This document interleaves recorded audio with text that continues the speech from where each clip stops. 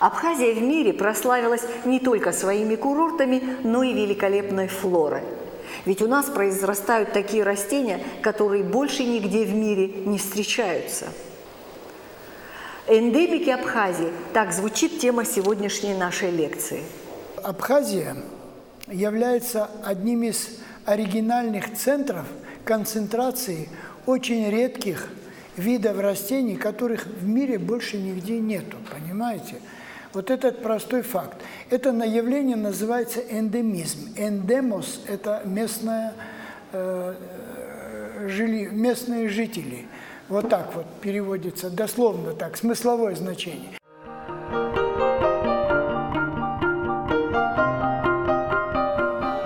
Адзынба Зураб Иосифович, абхазский ботаник, географ, зав. Отделом флоры и растительности Ботанического института Академии наук Абхазии, заслуженный деятель науки.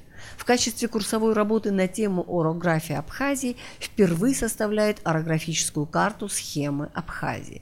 Занимается изучением и пропагандой богатых природно-рекреационных возможностей всего Кавказа и особенно Абхазии. Является одним из первых исследователей некоторых карстовых пещер Абхазии. Автор и соавтор монографии «Пицунда. Мюссырский заповедник. Лекарственные растения флоры Абхазии.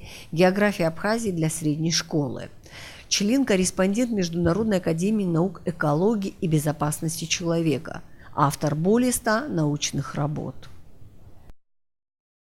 Я сегодня буду говорить об эндемичной флоре нашей республики. Прежде я хочу сказать, сделать маленький географический обзор. Вы все представляете собой европейско-азиатский материк, правда? И, естественно, вы представляете, что этот материк в южной части представлен горными системами. Это начиная от Испании, Пиренеи, Альпы, Карпаты, Крым, Кавказ, Памир, Тянь-Шань, Копетдаг, Памир, Тянь-Шань и юго-восточные вот эти склоны, все, которые уходят в Тихий океан в виде индонезийских островов.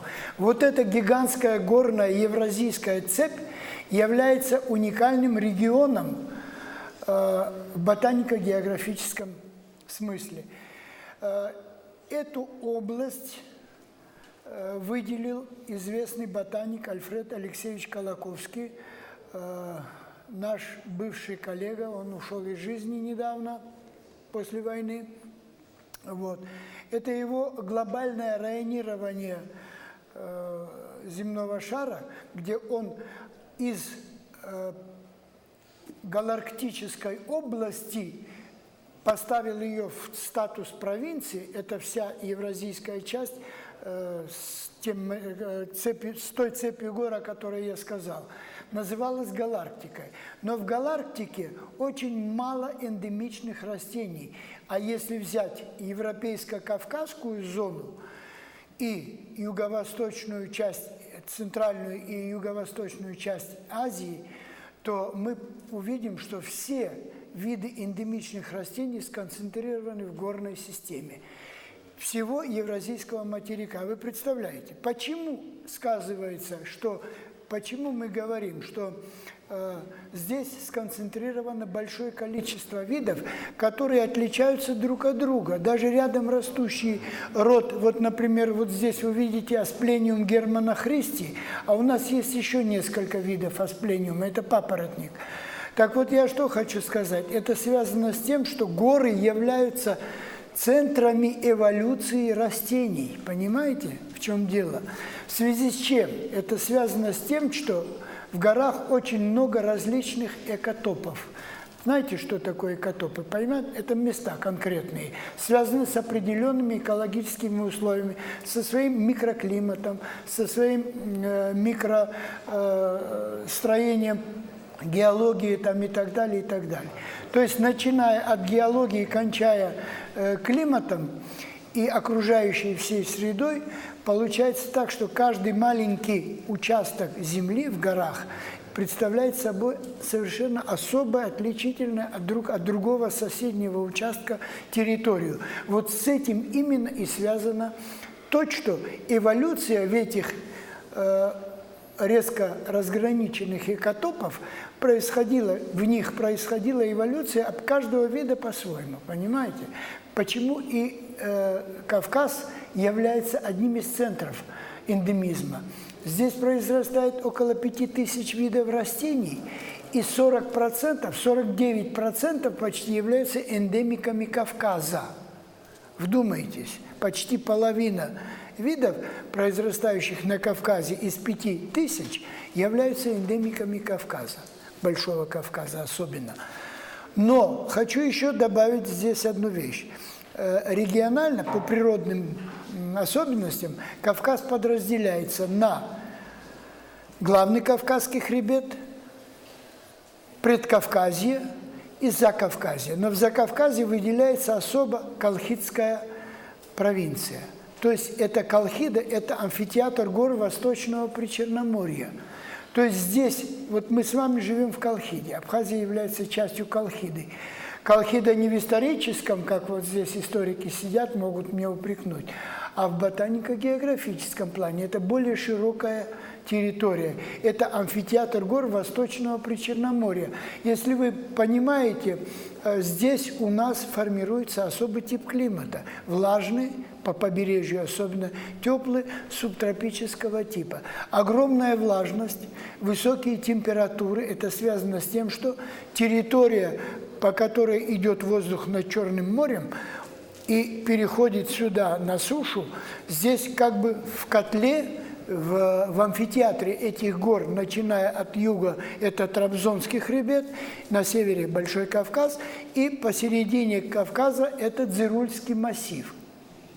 То есть эти горы как бы создают нишу для влажного, теплого воздуха. И мы с вами являемся жителями вот этого котла колхидского.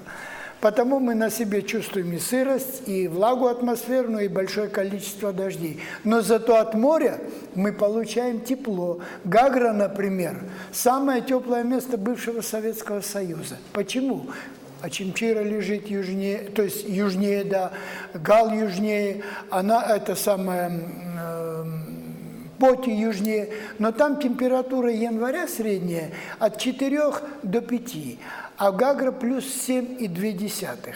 Это связано с тем, что Кавказский хребет защищает южные склоны Кавказа, и в частности нашу территорию, от северного холодного воздуха. Понимаете, когда с Арктики спускается холодный воздух, Кавказ является для него порогом. Он как бы перескакивает, спотыкается и перескакивает на южный склон. Но Гагра остается как бы в тени. То есть он перескочил, перешел, а вот Очимчира, Гал и более южные районы, там все-таки они успевают, холодный воздух северных широт заходит и достигает вот этих мест. Потому там средняя январская температура ниже, чем в Гаграх. Хоть и на 2-3 градуса, но это ниже.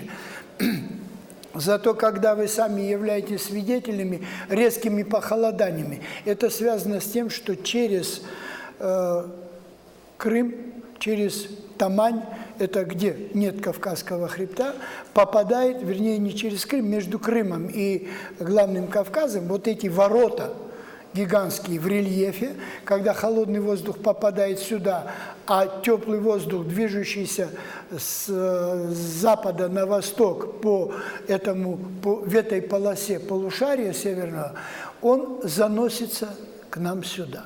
И получается, что холодный воздух со снегом вместе, с мокрым снегом часто доходит к нам именно вот благодаря тому, что он успевает обогнуть вот Большой Кавказ с запада.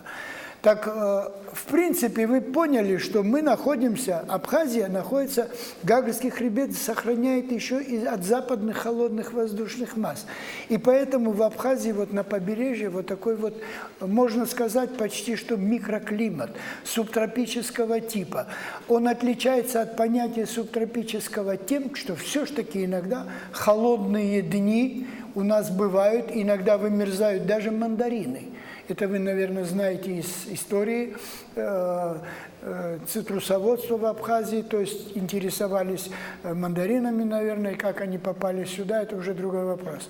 Но даже иногда мандарины, не говоря уже о лимонах, они все-таки страдают. Поэтому мы не можем сказать, что у нас чисто субтропический климат. Он чуть-чуть южнее находится за Понтийским хребтом. Так вот, я что хочу сказать. Вот эти условия, да еще и плюс горы, у нас на территории Абхазии, представьте себе, маленькая территория, правда, 8,7 тысяч квадратных километров. И вот на протяжении от юга до севера Абхазии в среднем полоса идет где-то около 55-60 километров, в среднем, хотя есть 67, есть меньше. Но на этой территории представлены все климатические зоны северного полушария.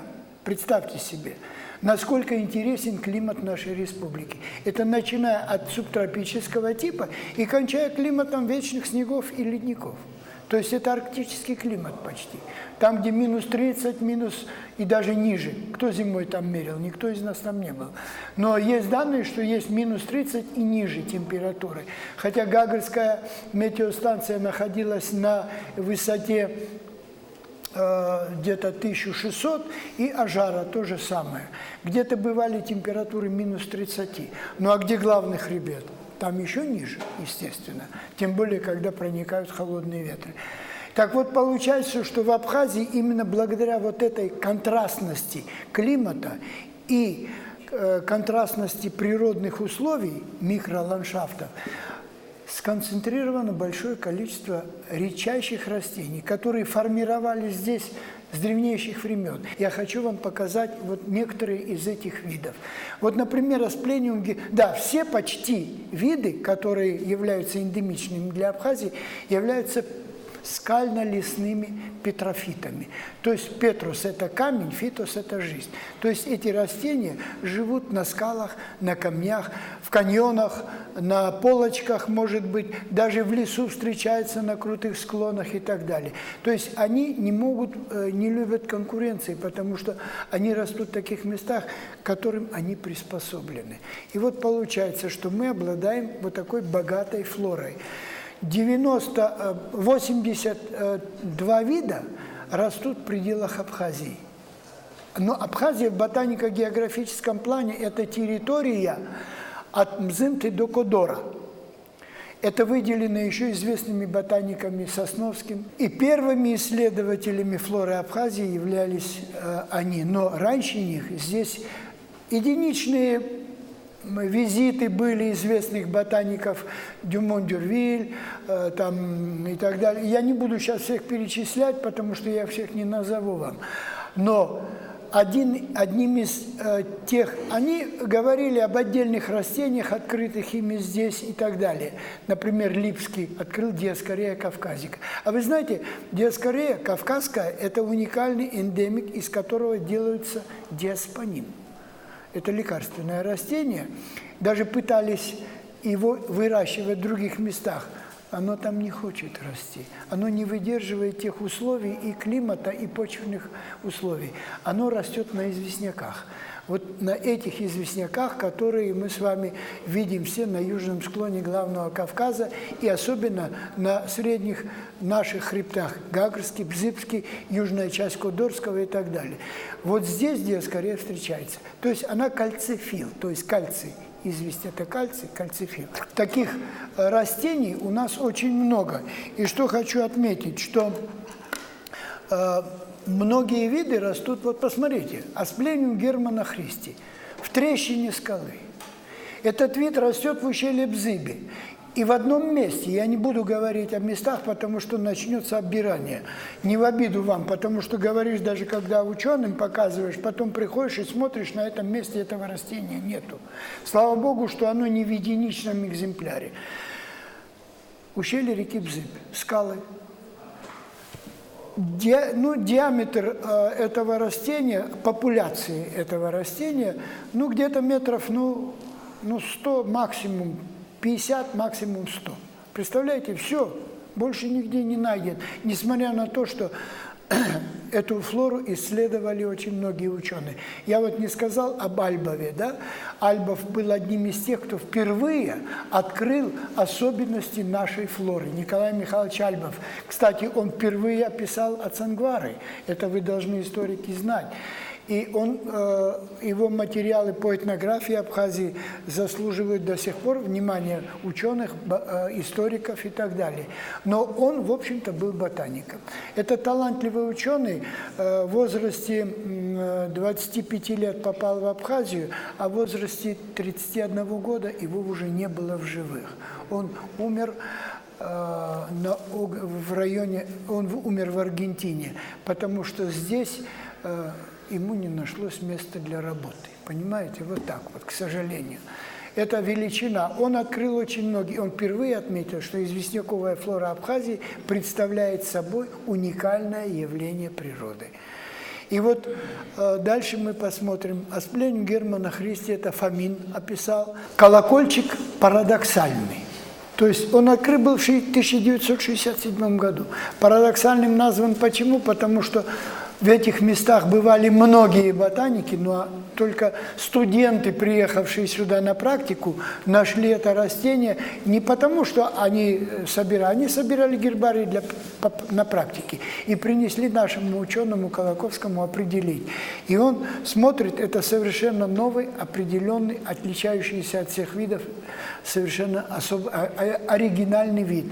Потому и названо парадокс, что все бывали в этих местах, в ущелье Бзыби тем более, а вот студенты нашли, вот вам студенческая практика. Это Сезель Рупикола, это там где-то были надписи, нету, чтобы это самое, это растение известняковых скал, тоже освещенные, сухие известняковые скалы, но он идет от верховья Бзыби, где известняки есть, то есть по южному склону Кавказа, по известнякам, до Мзымты, а потом сменяется другим похожим на него видом. Это амфорикарпус элегантный, тоже растение, которое представляет собой уникальное явление. Он растет у нас на горных скалах хребта Мамзышха и попадает чуть-чуть на Бзыбский хребет. Пупочник Кузнецова, Амфалодес Кузнецовой, в честь известного ботаника Кузнецова названо растение. Пупочник называют, вы, наверное, голубые незабудки видели. Есть голубые, а вот это белое. Вот. И у него в этом самом в середине цветка как бы пупок. Отсюда и название этого вида. Амфалодес, амфалос пупок. Патентила камилы. Патентила лапчатка. Это на землянику похожее растение, у него листья похожи на землянику. Но растет в двух местах, в ущелье Бзыби и в ущелье Хипсты. Все. Диаскорея кавказика, вот собственной персоной, как бы символ нашей флоры. Мзымта-Кодор. Это ботанико-географический регион, это не автономия, то бывшая автономия или сегодняшняя республика. Это Абхазия в ботанико-географическом плане. Вот оно растет от Мзымты до Кодора. Она хозяйничает в светлых лесах под покровом грабинника и клен Сосновского.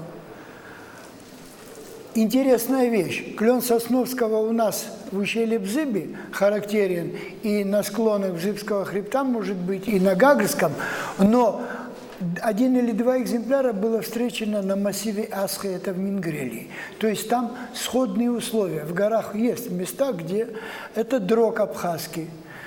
Вот. Тоже характерное растение под пологом леса в Дубравах, но тоже в западной части, на известняковых массивах. Почти все наши эндемики сосредоточены на известняках. Колокольчик Колоковского, назван в честь нашего бывшего учителя и известного ботаника, который создал 4-томную флору Абхазии и растительный мир Колхиды. 2 монографии, которые сделали ему имя, международное имя в ботанической литературе. Это в честь него названный вид, а открытый был тоже в ущелье Юбшары. На скалах.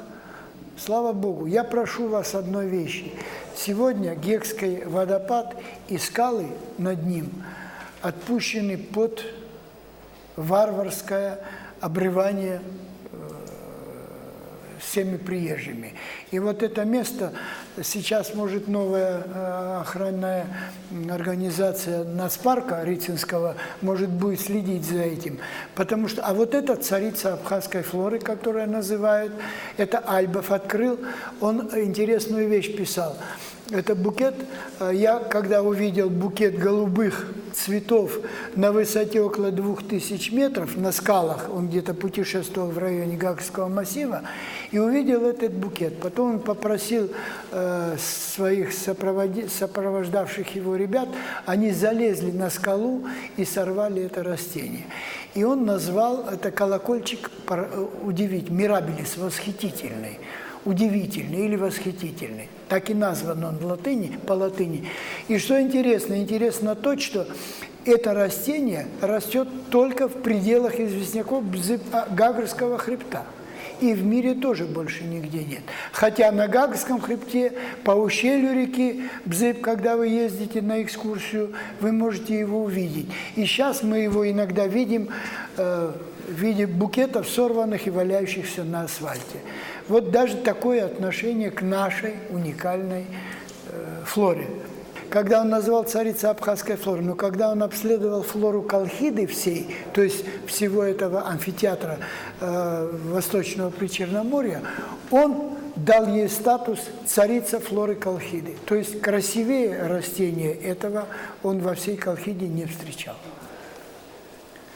Василек барбея, в честь одного из ботаников, вот у нас растет тоже редко и выходит, чуть-чуть выходит в ущелье реки Мзымта.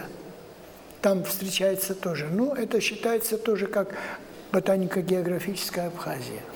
Василек барбея. Это сатурея бзыбская, ацебра, если слышали, есть садовые формы, а вот это ацебра, это вот растение, которое растет в ущелье Бзыби внизу, то есть не внизу, наверху где-то, и в ущелье Юбшары и Геги. Вот больше нигде оно не встречается, на скалах известняковых.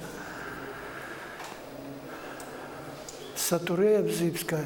Генциана – это горячавка. Горячавка бзыбская, тоже название дано. Почему? Потому что, сами понимаете, ущелье реки Бзып, скалы, известняковые скалы реки Бзып. Отсюда и название.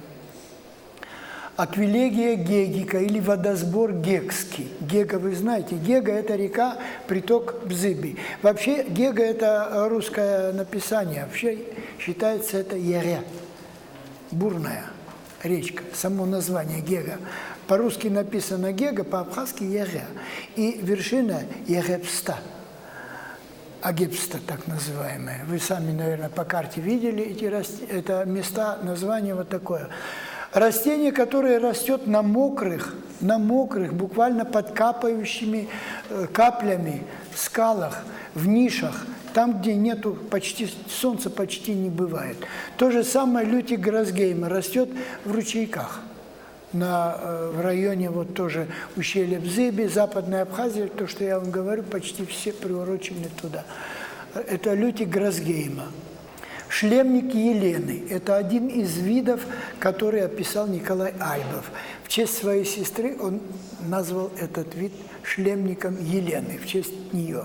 Шлемник – это из бобовых, видите, и фон вы видите белые скалы. Тоже каменистые места, тоже Западная Абхазия, скалы, где известняки. И вот это растение называется шлемник Елены.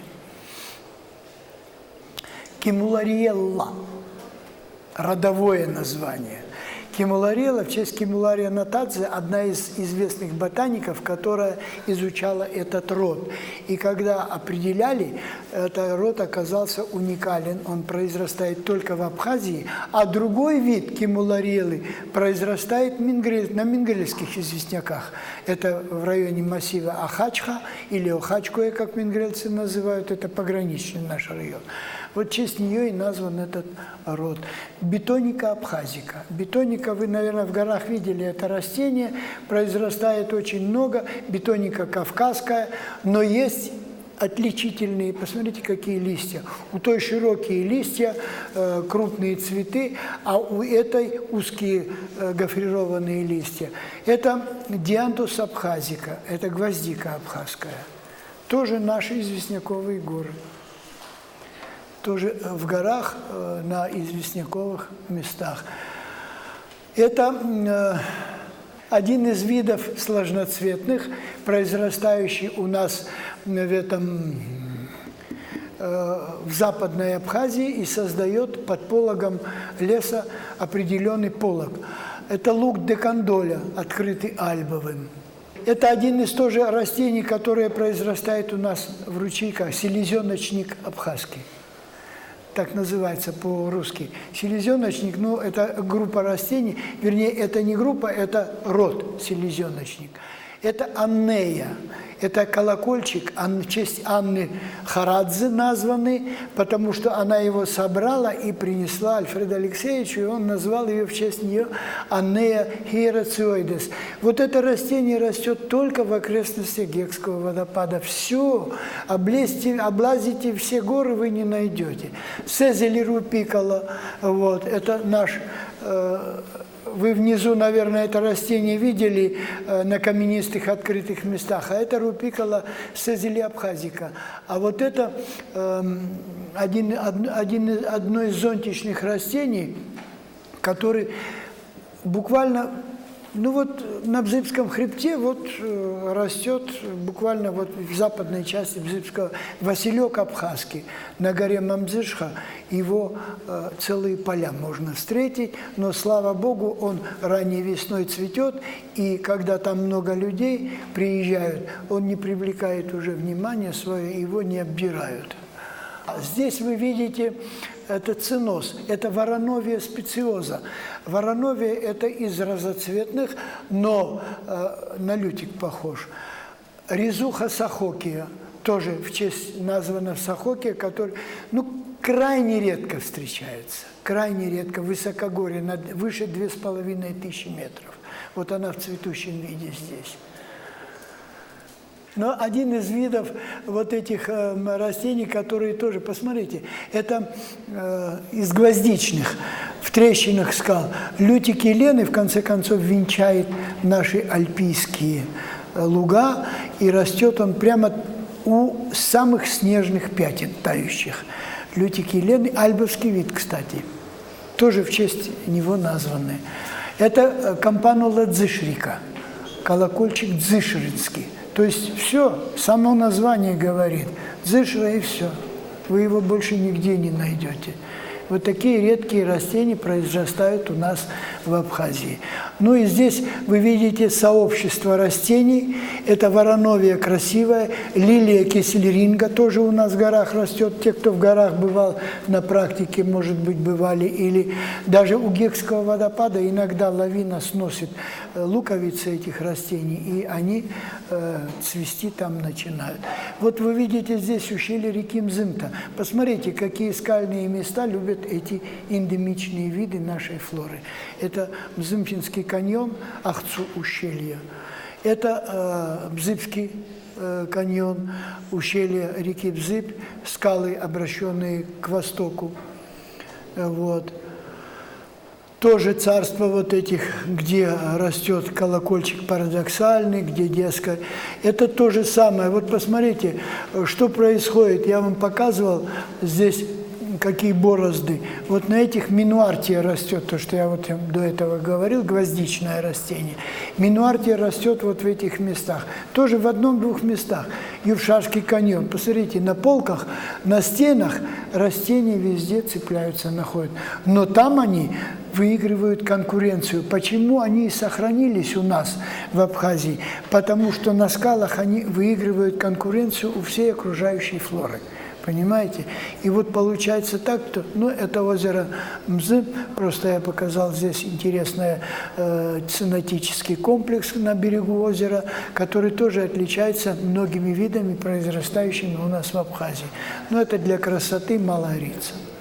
Еще когда мы в музее работали, у нас эта проблема всегда возникала. Вот Абхазию называют субтропическая, да, абхазская флора субтропическая, да. Но Альфред Алексеевич сделал, значит, каменная летопись флоры Абхазии. Он говорит, что вот те интродукционные экземпляры, которые мы сейчас это знаем вокруг нас, что они еще были в каком-то, сколько-то тысячи лет тому назад. Ну, вот это, да, этот вопрос, еще второй вопрос, такой тоже щепетильный для нас. Говорят, что виноград возник, ну, говорят так, обычно, что в Америке, может. Ну, а здесь у нас археологи находят виноградные косточки древнейший период. Тем более Чамагуа пишет, вот особенно в Гаграх и других, там были исконно абхазские древнейшие. Вот на два вопроса я прошу, если... Пожалуйста. Дело в чем? Колоковский писал о летописи. Я скажу вам, Абхазия является регионом, помимо всего остального, одним из уникальных в плане находок ископаемых растений. У нас, особенно в ущелье Кодора, в районе устья Бзыби, Пицунде, сланцы, возраст которых известняковые сланцы, глинистые сланцы, вы, историки, археологи, раскапываете многие вещи, находятся именно в сланцах. Посмотрите, вдоль Афонской трассы идешь, когда целые оползни из сланца, серо-глинистые такие вот. Эти сланцы являются, как бы, это ил морской, где консервировались в определенных условиях, конечно, если было плоское дно, если было особенно на берегу реки или на берегу моря, где листья растений, произраставших в этом месте, сохранились. И когда мы раскалываем эти сланцы, мы видим отпечатки листьев. Абхазия дала науке 150 новых ископаемых видов растений. И это вот те же самые вечно зеленые дубы, которые сейчас у нас в парках растут, это секвойя, это многие виды вот таких растений, о которых мы сейчас говорим, что это Европа, это южное побережье, северная Африка, допустим. Мы даже имеем живых вот этих архаиков растительного мира. Пицунда возьмите, сосна пицунская, это древнейший вид. Его ареал характерен был для склонов, окружающих от Анапы до Мюсеры. Пицунская сосна больше нигде сегодня не растет и не будет расти. Даже сюда ее пробовали сажать, она погибала. Молодые растения не выживали. То есть для озеленения. То есть это сухой, контрастный климат, более сухой, чем в этой части Абхазии. Понимаете, влажность воздуха намного меньше. Гагрский хребет, я сказал, от Анапы, это все побережье более контрастных субтропиков, почти что. Понимаете? И потому пицунская сосна, вот она является живым архаиком. Самшит – живой архаик. В этих пластах найдено большое количество листьев граба, нашего сегодняшнего, который сохранился до сих пор, грабинника с мелкими листьями тоже, ахеца, что называют у нас, потом, значит, самшит и много других видов, которые вымерли, но остатки, их неископаемые остатки, вот я уже сказал, даже секвойя произрастала у нас здесь, в Абхазии.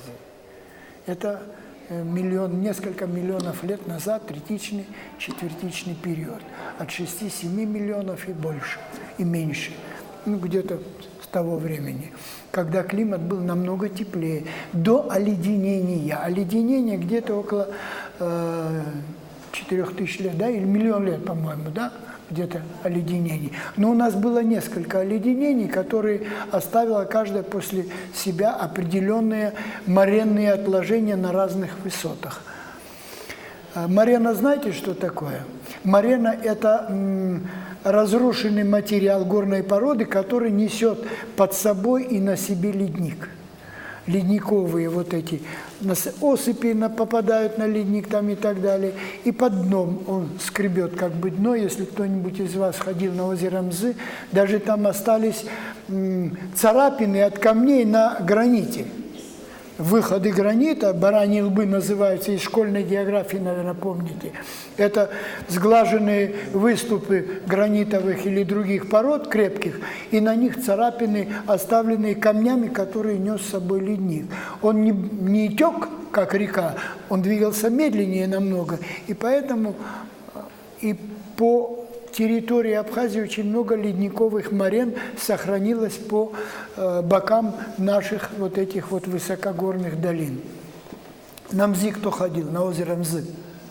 Ходили, наверное, многие, да? Вот вы идете по ледниковой долине, и вот троговое вот это вот отложение ледниковые сегодня слагают ровную часть это Аватхары, поселка, ну не поселка, а этого места Аватхары. Если вы подниметесь к верхнему мосту, который сейчас разрушен, и увидите, что это сплошные крупные валуны, галька и так далее, это все отложение ледников, которые ледник сносил с склонов горного хребта. Виноград действительно найден был. Так у нас есть в естественной флоре, но его почти не встретишь, потому что он или вырублен, или выкопан был в свое время, многие времена. В лесу встречается. Дикий виноград до сих пор в лесу встречается. Очень редко, но встречается. Это не есть. Он растет не там, где люди ходят, а там, где люди не ходят. Поэтому, может быть, и птицами занесен. Но во всяком случае, дикий виноград у нас тоже произрастал. Но в ископаемом состоянии, уважаемые ирманы, не отмечен. Мы хвастаемся своей природой, не зная ей цену, и не зная, что ее нужно очень бережно сохранять. Мы очень вольготно даем приезжим, вот наши экскурсоводы сопровождают группу, особенно джипингисты, вот эти, которые вы знаете, я их называю уазисты, потому что это на уазиках, в основном они на джипах, вот, это взято из-за границы. Джипингисты, вот эти вот водители, они собирают 3-4 человек или 6 человек, нагружают, вы видите сами уазики наши, и поехали на Рицу. И кто где захочет, останавливается, и никто во всяком случае до сих пор, никто за ними не следил. Рвали где хотели, что хотели и когда хотели. Я же говорю, Кампанула мирабилис, которая вот является царицей абхазской флоры, находили на трассе букеты, сорванные экземпляры и так далее. Вы подняли тему Рицинского национального парка, и хотелось бы вас спросить, как вы относитесь к тому, что гости нашей столицы, у них вошло в привычку оставлять тряпочки в районе женского, мужского водопада. И однажды я как-то поймала вас на слове, что вы назвали это тряпочным водопадом. Совершенно верно. Как-то бороться с этим? Можно бороться, почему? И нужно даже бороться. Нужно запрещать. Но у нас и не только женские слезы, водопад, кстати, карстового происхождения, я об этом говорил уже, вот. Весь увешан ленточками, тряпочками даже, просто порванными, извиняюсь, тряпочками от юбок, от чего хочешь там может быть. Но я другое хочу сказать. Убрать эти провода все, они цепляют на это самое, на сами растения. Вот один из видов асплениума, то, что там растет. Вот. Но другое дело, надо просто там поставить человека, поставить там, допустим, рейку какую-то, чтобы повесили они, хотят вот святое место, видите ли, это тоже наша вот восприятие мира определенное. И вот хотят они, наши экскурсоводы должны там не останавливаться. Тогда там будет намного чище. По дороге остановили машину, не выпуская людей, девичьи слезы. Поехали дальше. Женщины умеют плакать. Будем стараться, чтобы они меньше плакали. Мы сегодня узнали столько нового, интересного о флоре Абхазии. Ведь мы так привыкли жить среди этого природного великолепия и почти не замечаем эту красоту. А ведь можно без преувеличения назвать Абхазию единым уникальным заповедником. Мы же с вами прощаемся до следующей передачи.